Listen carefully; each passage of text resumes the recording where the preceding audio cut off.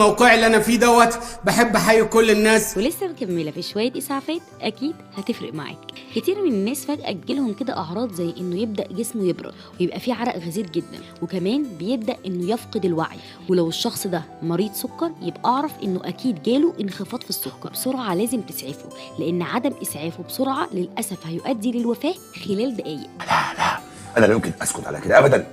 اول حاجه تعملها لو الشخص ده واعي بسرعه تديله اي حاجه مسكره، قطعه شوكولاته، سكر، اي حاجه مسكره، ومش لازم يبلعها، ممكن تكتفي انك تحطها في بقه، وان شاء الله الشخص ده هيبدا يفوق ويتحسن. انما لو الشخص فقد الوعي فعلا يبقى تتحرك بسرعه على المستشفى، بس قبلها تحط جوه بقه برضو اي حاجه مسكره، ويفضل في الوقت ده تبعد عن المشروبات المسكره لانه فاقد الوعي، ممكن لا قدر الله يشرق او يحصل انسداد في مجرى الهواء. لو الشخص ده جات له غيبوبه بسبب ارتفاع السكر وانا فضلت اصلا اديله حاجات مسكره كتير ومعرفش انه عنده ارتفاع في السكر، هل هيتعب اكتر ولا التصرف ده اصلا هيضره؟